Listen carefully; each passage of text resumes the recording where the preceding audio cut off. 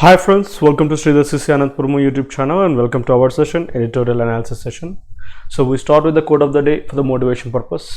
One word substitutes. SI Constable, SSC, CHSL, CGL ప్రతి ఒక్కదానికి useful topic అండి. One word substitute discuss చేస్తూ ఉన్నాం. ఈ పర్టికులర్ సెషన్లోనే once we complete this one word substitutes we get to idiomatic expressions, phrasal phrasal verbs ఇవన్నీ కూడా ఈ యొక్క స్లాట్లో మనం డిస్కస్ చేస్తాము. సో మీకు ఏదైతే వొకాబులరీగా స్ట్రెంగ్తెన్ చేయడమే ఈ యొక్క సెషన్ యొక్క ఉద్దేశం అనమాట. నెక్స్ట్ ఎడిటోరియల్కి సంబంధించినటువంటి వొకాబులరీ ఏది, లైక్ దాంట్లో ఉన్నటువంటి ఫ్రేజల్ వర్బ్స్, ఇడియమ్స్, తర్వాత content vocabulary, tough vocabulary discuss చేయడం జరుగుతుంది. వాటి యొక్క usage, that means application, editorial ఎలా ఉంటుంది అనే దాన్ని బేస్ చేసుకునే అనాలిసిస్, తర్వాత టెస్ట్ ఆఫ్ ద డే కూడా ఉంటుంది. Like quote of the day, it's a slow process but quitting won't speed it up. So మీరు ఏదైనా ప్రాసెస్ చేస్తూ ఉన్నారా? Yes, you are preparing, right? మీరు ప్రిపేర్ అవుతున్నారు, that's a good thing. So స్లోగా అనిపిస్తుంది కదా, అంటే జాబ్ కొట్టడం చాలా స్లోగా అనిపిస్తుంది కదా. It's really a slow process actually. Quitting won't speed it up అంటే అర్థం ఏంటంటే, మీరు స్లోగా ఉంది కానీ వదిలేశారా, వదిలేస్తే స్పీడ్ అవుతుంది ప్రాసెస్ కాదు కదా. స్లో అయినా ఫాస్ట్ అయినా మూవ్ అయితేనే మీ యొక్క గోల్ మీరు రీచ్ కాగలుగుతారు. క్విటింగ్ అంటే వదిలిపెట్టడం వల్ల ఉపయోగం ఏమీ లేదు. ఇక వన్ వర్డ్ సబ్స్టిట్యూట్స్కి వస్తే బూట్లికా వర్డ్ చూడండి. అసలు బూట్ అంటే తెలుసు కదా, షూ, బూట్, లికా. సో నాకే వాడు ఎలాంటి వాడు. సో ఫ్లాటరింగ్ ఈ వర్డ్ కూడా అప్పుడప్పుడు వస్తూ ఉంటుంది. Flattery noun, flattering flatter verb, flatterer person అనమాట. సికోఫెంట్ అంటారు అనమాట. ఎవడైతే ఒకరి తన స్వలబ్ధి కోసం ఇతరులను పొగుడుతాడో, సో వాడిని బూట్లిక, ఫ్లాటరర్, అవి regular terms. Sycophant it's somewhat so content term అనమాట, సికోఫెంట్ అంటారు. తర్వాత one who has keen interest in food and drinks. Last క్లాస్లో ఏం చెప్పుకున్నాం? Fine taste for food and wine వచ్చేసేసి కనాయిషా అని చెప్పుకున్నాము. ఇక్కడ ఎవరికైతే ఫుడ్ అండ్ డ్రింక్స్లో ఇంట్రెస్ట్ ఉంటుందో వాడు గవర్నమెంట్, లేదా తిండిపోతూ అంటాం కదా, వాన్ వచ్చేసేసి రాసుకోవచ్చు. ఈ వర్డ్ కూడా వస్తుంది అప్పుడో ఇప్పుడో. సో గ్లటన్ అని చెప్పి అనడం జరుగుతుంది. గ్లటనీ తిండిపోతుంది అన్నము. Glutton, that person who eats excessively. So వాడికి అవసరమైన దానికంటే విపరీతంగా తింటాం అనమాట. ఇది నేను చాలాసార్లు చెప్పాను. యాంథ్రో, ANTHRO అనేది హ్యూమన్ బీయింగ్స్కి రిలేటెడ్. PHIL అనేటటువంటి రూటు లవ్కి సంబంధించినటువంటి root. Love for human kind is called as philanthropy. So one who loves human kind is called as philanthropist. So ఎవరైతే బుక్స్ని కలెక్ట్ చేయడానికి ఇష్టపడతారో బిబ్లియోఫిలే అంటారు. Bibliophile. So biblio stands for books or the bible అనే meaning కూడా వస్తుంది. So ఎవరైతే బుక్స్ని కలెక్ట్ చేయడానికి ఇష్టపడతారో సో వాళ్ళని బిబ్లియోఫిలే అంటారు. So British is from Britain, England is from English. So వాళ్ళని ఇష్టపడి అడ్మైర్ చేసేటటువంటి వాళ్ళని ఆంగ్లోఫిలే అంటారు. ఆంగ్లో స్టాండ్స్ ఫర్ ఇంగ్లీష్, గుర్తుపెట్టు. ఆంగ్లో ఇండియన్స్ అంటూ ఉంటాము. సో ఆంగ్లేయులు తెలుగులో ఆ పదం కూడా ఉంది. ఇక ఎడిటోరియల్ వికాబులరీకి వస్తే టాక్ట్ అంటే ఏం లేదు, so ability to do things అనమాట. సో ఇతరులని అప్సెట్ చేయకోకుండా, అఫెండ్ చేయకోకుండా కేర్ఫుల్గా చేయగలిగే ability, sensitivity, understanding, thoughtfulness, consideration, diplomacy, ఇలాంటివన్నీ సినానిమ్స్గా తీసుకోవచ్చు. స్ప్రీ, ఈ వర్డ్ మామూలుగా కిల్లింగ్ స్ప్రీలో ఉన్నాడు వాడు, సైకోపాత్. సో అంటే ఏంటి కిల్లింగ్ స్ప్రీ అంటే? So a period of uncontrolled activity, అసలు కంట్రోలే లేనటువంటి యాక్టివిటీ ఏదైనా ఉందంటే స్ప్రీ అంటారు అనమాట. స్టిక్ టు అంటే stick to your principle, stick to rules. So abide by. So ఇక్కడ ఇంపార్టెంట్ ఫ్రేజల్ వర్బ్స్లో ఇంపార్టెంట్ పాయింట్స్ అంటే abide takes always by preposition, stick takes preposition to, hold on, hold different వస్తాయి కానీ abide అయితే బైతో మాత్రమే stick అవుతుంది. Comply always sticks to with అనే ప్రిపోజిషన్కి కంప్లై వస్తుంది. కంప్లై విత్ అనాలా, స్టిక్ టు అనాలా, అబైడ్ బై అనాలా. అంటే సో లొంగి ఉండడము, ఫాలో అవ్వడము స్ట్రిక్ట్గా అని. Rules based, so based on pre determined already so fix చేసినటువంటి సెట్ ఆఫ్ ప్రిన్సిపల్స్కి బేస్ చేసుకున్నట్టయితే రూల్స్ బేస్డ్ అని అంటాము. నెక్స్ట్ రెగ్యులేట్ చేయడం అంటే కంట్రోల్ చేయడం, సూపర్వైజ్ చేయడం, అడ్మినిస్టర్. సో ఈ రూల్స్ అండ్ రెగ్యులేషన్స్ని యూజ్ చేసి. నెక్స్ట్ ఎస్కలేటో, ఈ వర్డ్ వినింటాము. సో ఎస్కలేట్ అంటే ఇంటెన్సిఫై, ఎక్కువ చేయడము, ఇంటెన్సిటీ ఆఫ్ సంథింగ్ని పెంచడం అనమాట. గ్రౌండ్స్, ఆన్ విచ్ గ్రౌండ్స్ అంటాం. Reason, basis, cause, rationale, logic అనమాట. ప్రెజుడైజ్ వచ్చేసి నౌన్గా యాక్ట్ చేస్తుంది. Very important term. ప్రెజుడైజ్ వచ్చేసేసి నౌన్, ప్రెజుడైజియల్. సో ఇది adjective. Detrimental, damaging, harmful, disadvantageous, counterproductive. మామూలు ప్రెజుడైజ్ అంటే సో ఒక పార్షియాలిటీ కలిగి ఉన్నటువంటి ఒపీనియన్ని ప్రెజుడైజ్ అంటారు.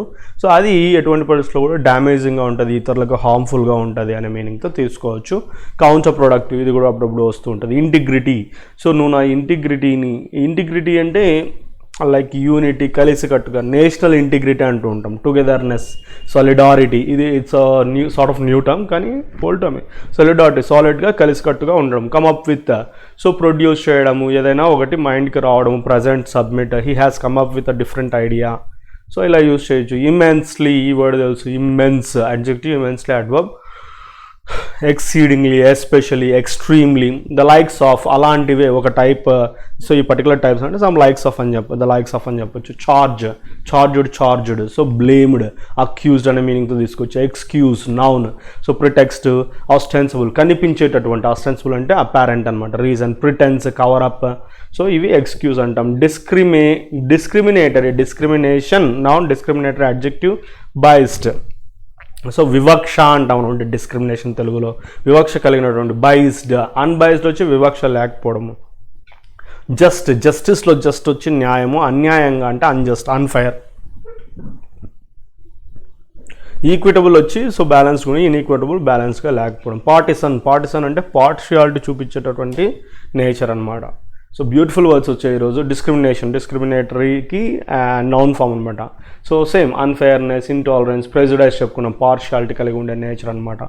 నెక్స్ట్ ఐరానికల్, ఇది కూడా అప్పుడప్పుడు యూజ్ చేస్తూ ఉంటారు. అంటే సో చెప్పేది ఒకటి చేసేది ఒకటి, అంటే ఆపోజిట్గా జరుగుతున్నప్పుడు. పారాడాక్సికల్, ఇంకాంగ్రియస్, స్ట్రేంజ్, వియర్డ్, ఇలా తీసుకోవచ్చు. Next hunky dory, so it's an adjective.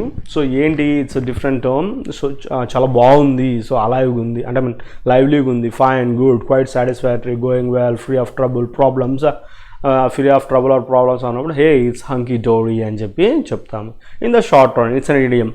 So చాలా తక్కువ, so in the short run అంటే సో అతి కొద్దిగా సమయంలో, వెరీ నియర్ ఫ్యూచర్ అన్నట్టు చెప్పచ్చు. నెక్స్ట్ లీవరేజ్ అంటే ఏంటి? లీవరేజ్ అంటే అడ్వాంటేజ్ తీసుకోవడం అనమాట, ఇన్ఫ్లుయెన్స్ చేయడము, పవర్, అథారిటీ కలిగి ఉండడము. యాజ్ మచ్, సో సిమిలర్గా the same. Run the risk, it's also an idiom. Run the risk అంటే do something even if knowing something unpleasant bad might happen. Run the risk అంటే రిస్క్ని run చేయడం అంటే ఏదైనా disadvantage, ఏదైనా నెగిటివ్ థింగ్ జరుగుతుందని తెలిసి ఉన్నప్పటికీ సో ఆ విధంగా చేయడం అనమాట. ట్రిగర్, స్టార్ట్ చేయడం, bring about, generate, give rise to, cause. Realm, realm అనకూడదు, రెల్మ్ అనాలా. రెల్మ్ వచ్చేసి లైక్ ఒక పర్టికులర్ ఫీల్డ్, ఒక ఏరియా, ఒక డొమైన్ ఆఫ్ యాక్టివిటీ అని రెల్మ్ అంటారు. Perceive, perception, noun. Perceived verbs. To view, to regard, to consider, to deem, deemed. Adversely, negative word. Adverse adjective. Adversity, noun. Adversely adverb. So ఏంటిది, unfavourable, disadvantages, బ్యాడ్గా అనే మీనింగ్తో తీసుకోవచ్చు. Next last but not the list, content term. Data protection law ఏంటి? The personal data protection bill ఏంటి అంటే లోక్సభలో introduce చేశారు 2019లో. So ministry of electronics and IT related December 11, 2019 pass చేయడం జరిగింది. దీని యొక్క ముఖ్య ఇంటెన్షన్ ఏంటంటే to provide protection of personal data of ఇండివిజువల్స్కి సంబంధించిన పర్సనల్ డేటాని ప్రొటెక్ట్ చేయగలగడము. Establishing data protection authority, DPA అని చెప్పి చెప్తారు. ఇక ఎడిటోరియల్కి వచ్చినట్టయితే technology related. India's apps blocking spree.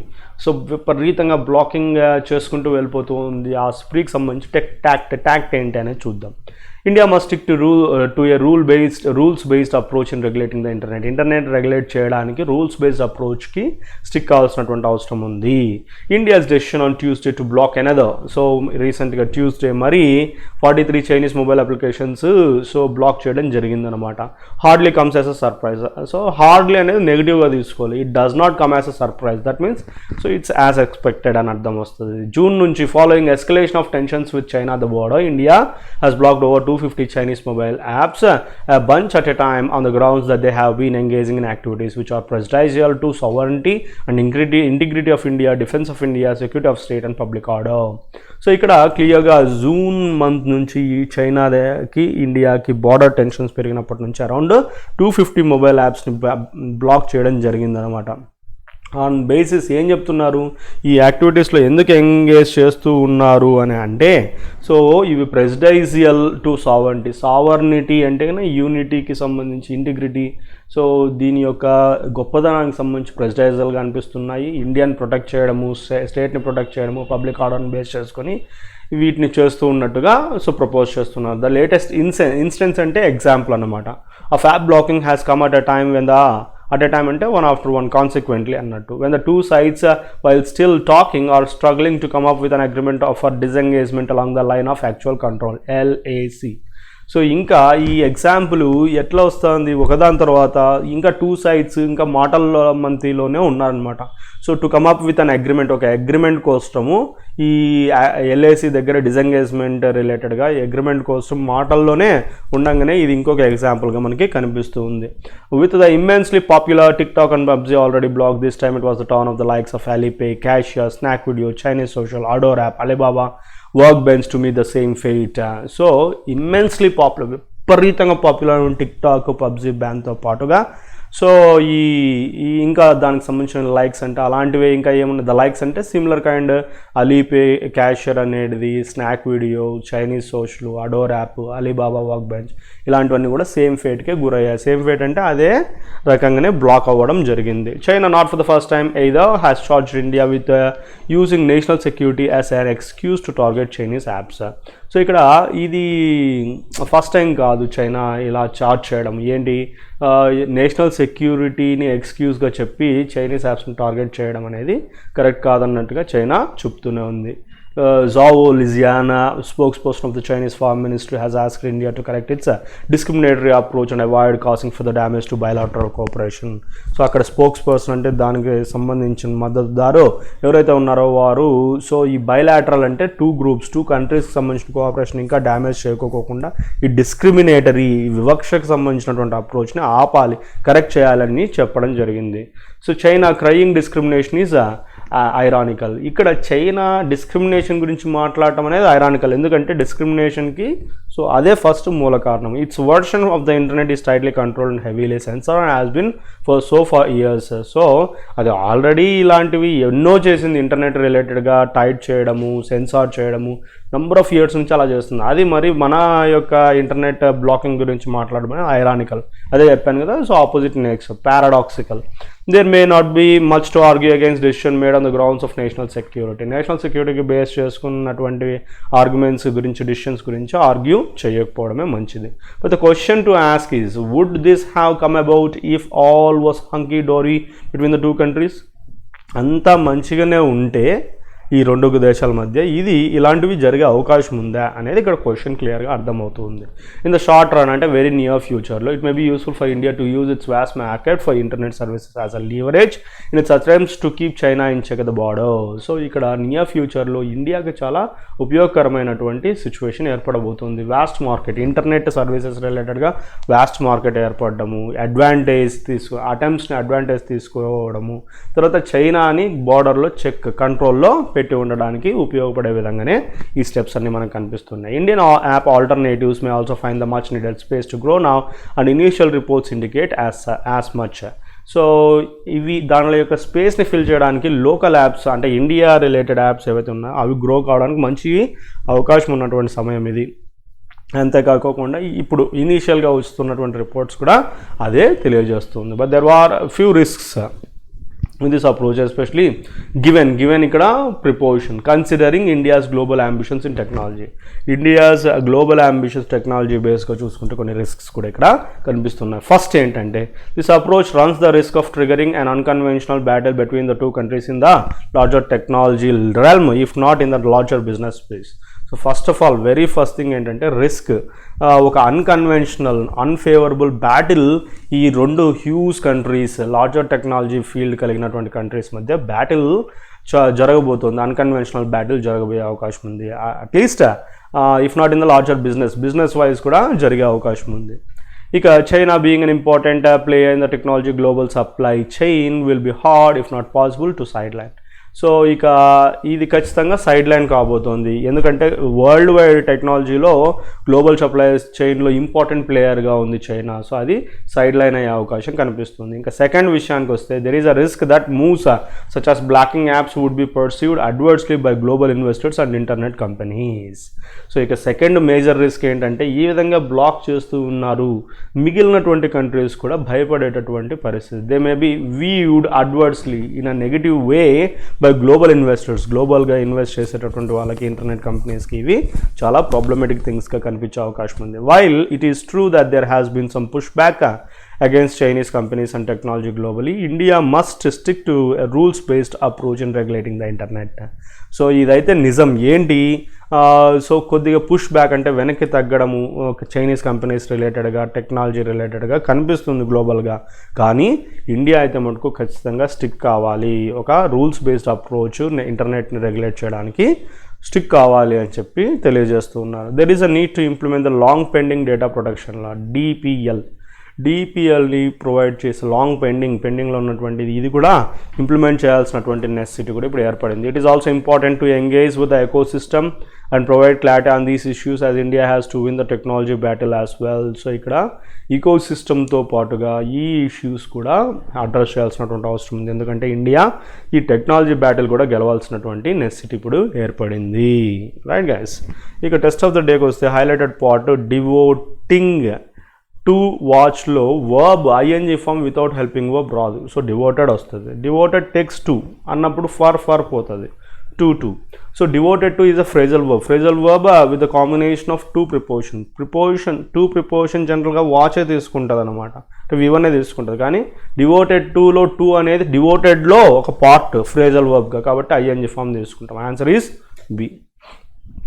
Next, in the production of desert trees, nature seems sometimes to have been experimenting. So nothing is error. B in tarvata V4 vastadi.